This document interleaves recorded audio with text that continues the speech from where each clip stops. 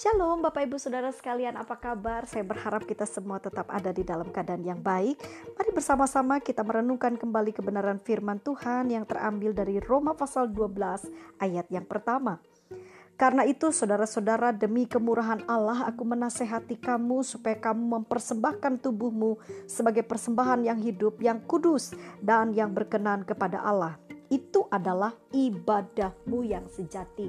Bapak Ibu, sekarang kita akan membahas sebuah peribadatan. Apa sih esensinya sebuah ibadah? Karena banyak orang ya, apalagi ini kita di masa pandemi, banyak ibadah-ibadah yang dijalankan secara online. Terus beberapa kelompok mungkin berpikir, kok ibadah seperti ini rasanya kok gak nyaman gitu loh. Mungkin ada juga beberapa orang berpikir, apakah ibadah seperti ini betul-betul mendatangkan berkat Tuhan. Nah Bapak Ibu Saudara, sebenarnya ibadah yang benar di mata Tuhan, sampai di sini dikatakan di dalam Roma pasal 12 ayat 1, ibadah yang sejati itu harus didasari sebuah sikap hidup yang benar. Ya, karena di sini dikatakan sampai dengan begitu jelas, dikatakan begini, persembahkanlah tubuhmu.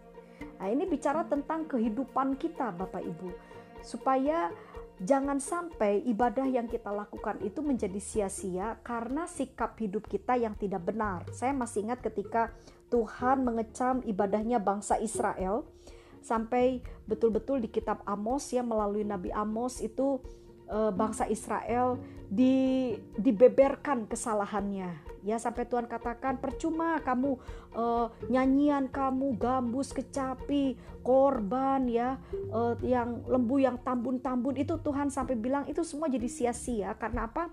Karena mereka mengabaikan sikap yang benar. Ya, jadi mereka beribadah tapi ternyata mereka kehidupan sehari-harinya tidak berkenan di hadapan Tuhan. Jadi Bapak Ibu Saudara sekalian, mari hari ini kita mulai untuk membenahi kerohanian kita. Tetaplah beribadah Bapak Ibu, setialah karena memang itu kehendak Tuhan. Jika mungkin hari-hari ini ada beberapa gereja yang sudah menjalankan ibadahnya di gereja masing-masing, Bapak Ibu silakan beribadah. Tapi pesan firman Tuhan hari ini, sertai itu dengan kehidupan yang benar.